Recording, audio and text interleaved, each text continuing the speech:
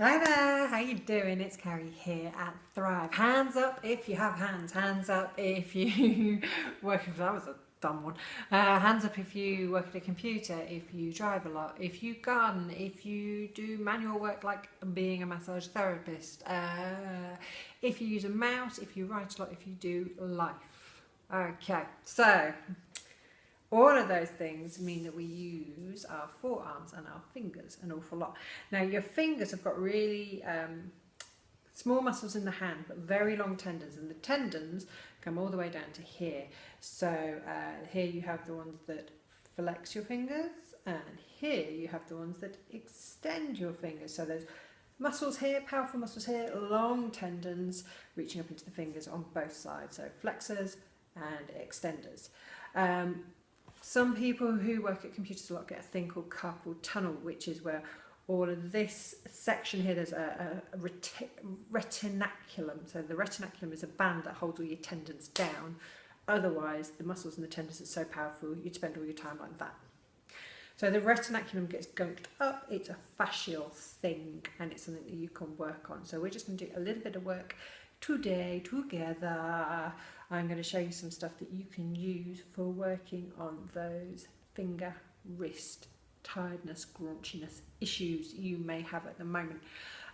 Also working on the forearm helps if you're having elbow issues going on. But if you're having elbow issues, you need to also look at the shoulder, and you need to look at the big long muscles down your back, your latissimus dorsi.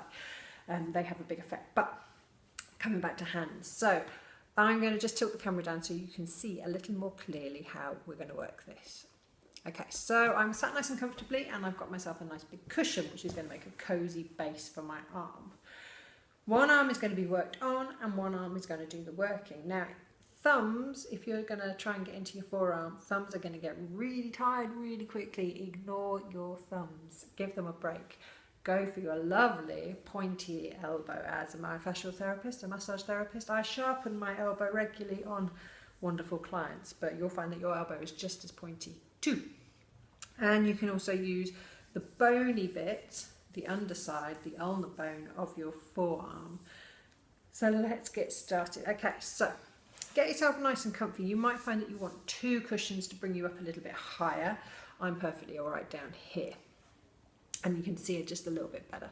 So we're going to use the point of the elbow that we're using to work on, and we're going to place it into the muscles. Again, we can do this myofascially, which means that we can stay there for 5 to 10 minutes and we can get a really good release. You might also find that a little bit of stroking, so just using that elbow and coming down to the wrist, is really helpful. Now, I'm just going to find a place which is, remember, we're not going for excruciating. So what I'm looking for now is a place that's like 6 out of 10. I want to be able to talk. I don't want to be in a screaming state. I just want to be able to focus on resting into the muscles. So I don't want anything which is too extreme or tight or painful. Don't go there. So 6 out of 10 is as much as you want to be. So the elbow is just gently dropping into the tissue. So we're working on this hand down here on the pillow. Try and keep this hand, which is doing the work, as soft as you can. It's a really nice one. If you work hard with your arms, if you type a lot or use the mouse a lot, this is such a good one to build in. And remember, it's only 5 minutes here and 5 minutes there. It's easy peasy. So we're working on the extensors by working on the top of the arm, but we could quite easily do the same thing. Oh yeah, and it also helps if you keep your knees together to make a more stable platform, otherwise you find yourself sinking through like that. Okay, so if we wanted to work on the underside of the arm, we get that elbow and we just place it in. And again, we can work all the way down towards your wrist.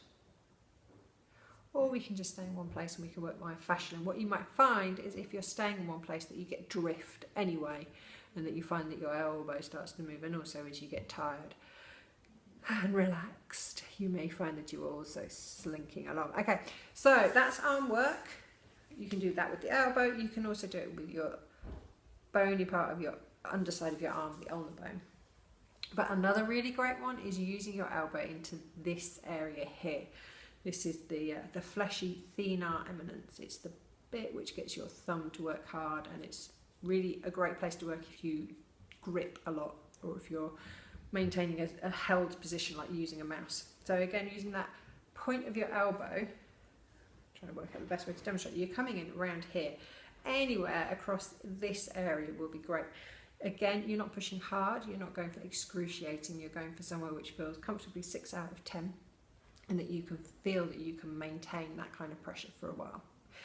You're not pushing, you're not shoving, you're just resting, okay? So there we go. I'm going to bring this back up. So there are some nice, simple, easy to build into your day tips on how you can get some release in your forearms and hands. Hope that's some help. Let me know. You'll have nice flexi typing fingers now. Tell me what you think in the comments, and I will see you on the next one. Take care now. Bye.